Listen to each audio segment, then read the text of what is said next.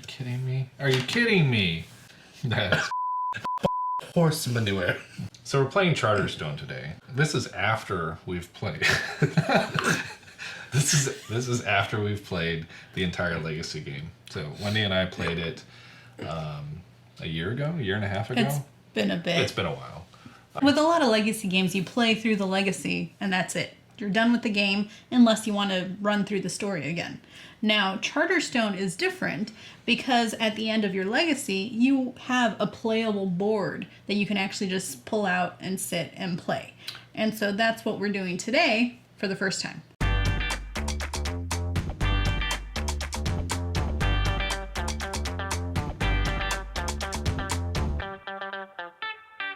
Like, is this a game that you can just pull out for people that aren't going to play a Legacy game ever? Or certainly not Charterstone. Like, they have, if they're going to play a Legacy game, they have other games that are their choice.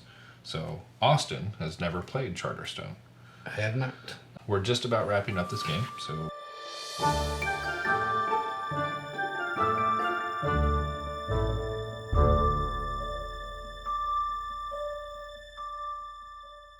So the final score is Austin 106, Wendy 93, and myself 85. What did you think, Austin? It's my first game I've ever won on camera. So So you love it. It counts for something. So I guess it's a good game. I enjoyed it.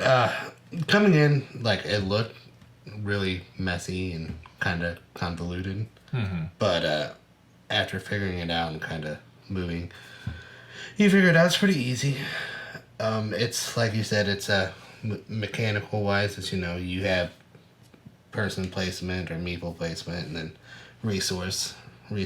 So Yeah, worker placement, resource gathering. So for a beginner not playing it, you can catch on pretty easy. So, like, as a standalone game, like if I said, "Hey, you want to play Charterstone?" As a standalone game, I would play it. Like, we didn't do any storyline, and I still enjoyed every. Still interesting. Yeah, it was so interesting. Yeah.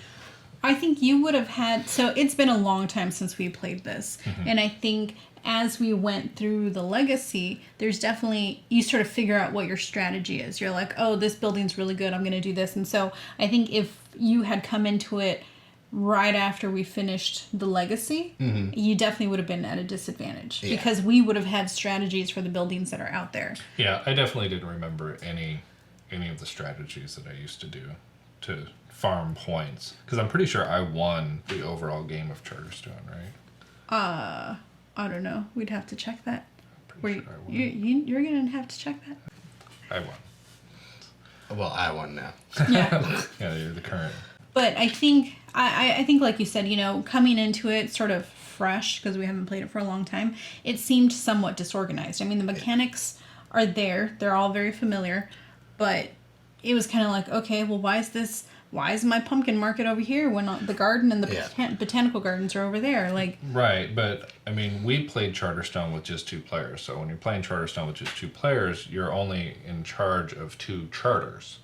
And so the buildings that get built in the other areas, they're not necessarily randomly placed, but you choose that at like the beginnings of each mm-hmm. segment. And sometimes you're making choices to just kind of mess up your opponent, you know. It's like, I want to make this completely not friendly for you, inconvenient for you to go over there, you know. So you're actually kind of making... You're not making the most ideal choices, because if you make the most ideal choices for you, then it's a pretty ideal choice for your opponent too. So, not one person came into my little section. Not one time. That's not too... Oh, you did? Okay, one time. That was the only time. Yeah.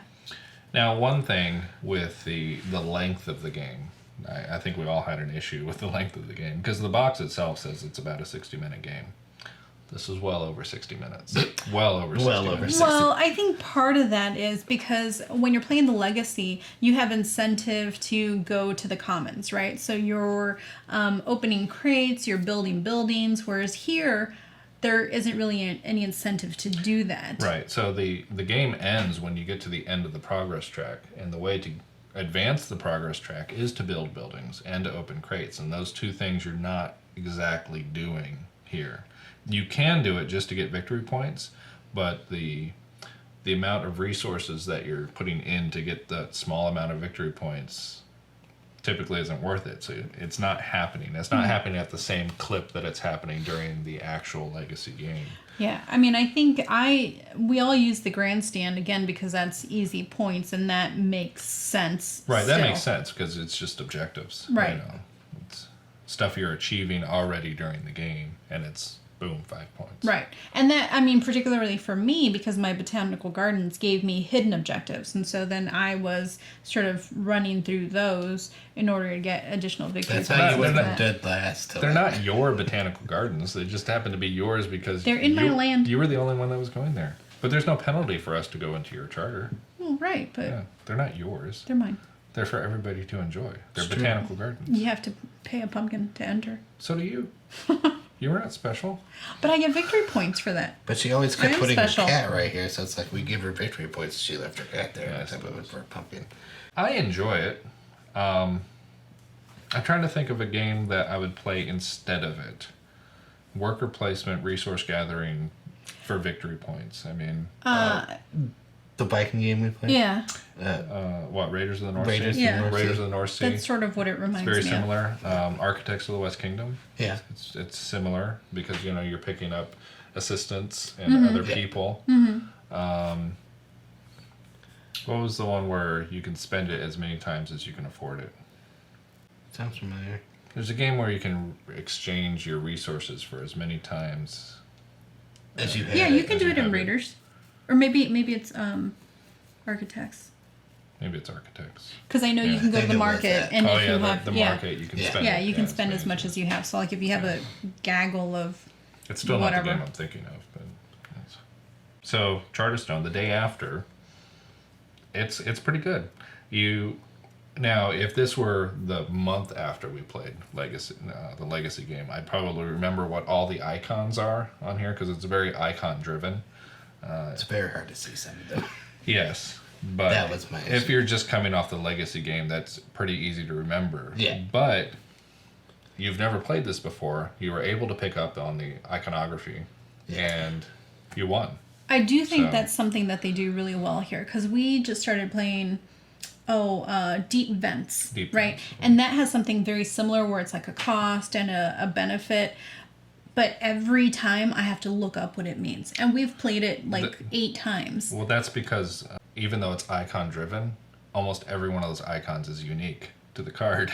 So there's very few repeated icons, where here there's 12, 14 different icons. Yeah. And then it's just repeated over and over again. Right. So it's Well, and what I think is really nice too, you get these so actually the game is different every time you play because these are they're randomly drawn and then you get to place them wherever you want. So you actually, after the Legacy, you still have the option to alter the board every time you play, which does make it different every time. It adds additional interest.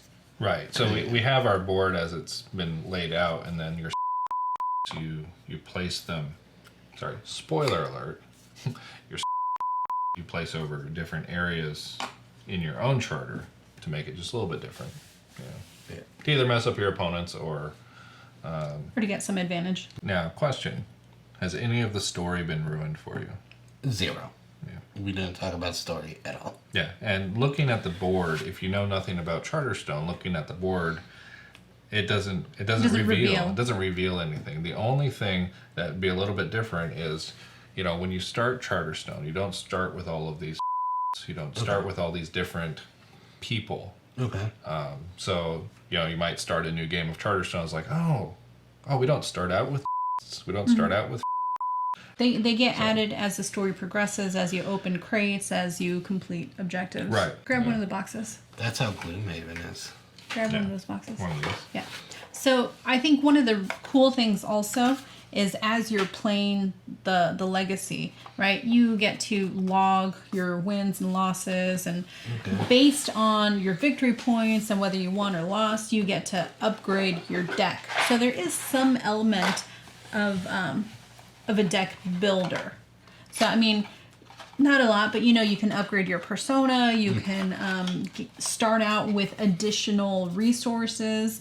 So, I mean, as far as the legacy goes, there's definitely a deck building aspect. Yeah. I won. Did you? Yeah. So that was your final score, and that was my final score. How do you know this is me? Because you were Coletown. Are you sure? Colton. What was your place? Hardwood. I won. According to my card, it says I won. As far as the games go, like when we played the Legacy, Wendy won 5 of the games, and I won 8. 9. I can't count. I won 9 of the games. And then I won the overall campaign as well. But it was still fun, regardless.